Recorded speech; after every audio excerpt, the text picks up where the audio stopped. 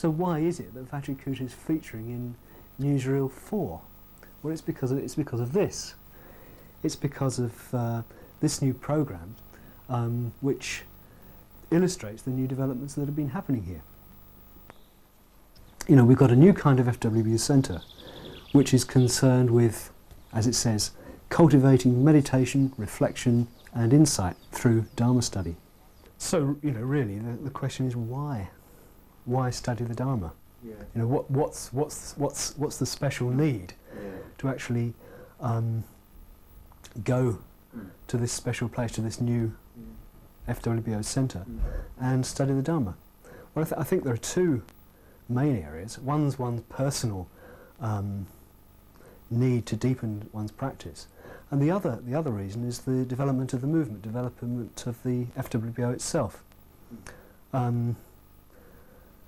I mean, there's quite a lot of understanding of the principles, I think, of Sila, Samadhi and Prajna, of ethics, development of ethical qualities, of an ethical sensibility, of the need to develop higher states of consciousness, and on the basis of those higher states of consciousness to develop insight or wisdom.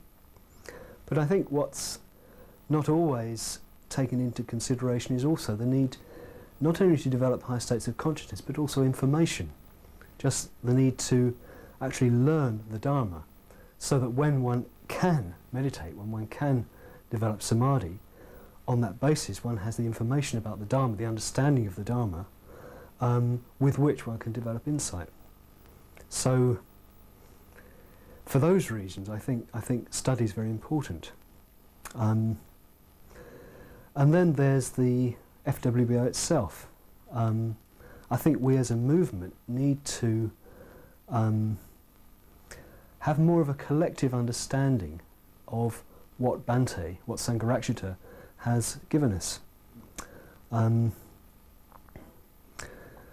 think there's a lot of need to really read his books, go into what he's said, go into his seminars, go into his lectures, and develop much more of an understanding of the implications of what he's taught us. I don't think we've gone very far into this at all. And I think this is going to be important in the development of the FWBO. It's what's going to help us to emerge as a much more substantial Buddhist movement in the world. So study here is going to be Dharma study with a bit of a difference, I think.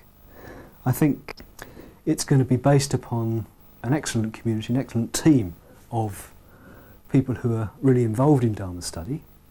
And there's going to be a certain link, I think, with meditation practice, because we're not all that far away from all the meditators at Vajrakuta. There's going to be a community dedicated to study, and that's going to be a very, very important feature of this new centre. We're going to be encouraging guests to come and stay in the community with us, to sort of get on with their own study and, to some extent, soak up the atmosphere that I hope we'll be generating.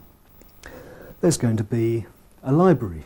We're going to be spending money on books. There's going to be quite a lot of reference books and Dharma texts that we're going to be stocking and restocking some of these shelves.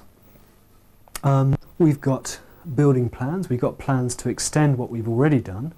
We already have, I think, quite good dormitory facilities, quite good facilities of all kinds, but we're going to extend those, I hope, over the next few years.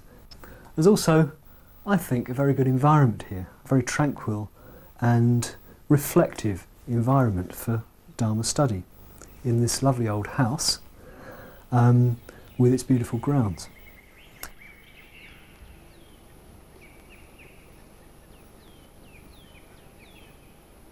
I think there's something very important that men in the movement particularly could do to help us, and that is to start thinking about Vajrakuta as the focal point for Dharma study. And, of course, come, and participate in what's going to be happening here, but also in your mind think of Vajrakuta as that focal point for Dharma study.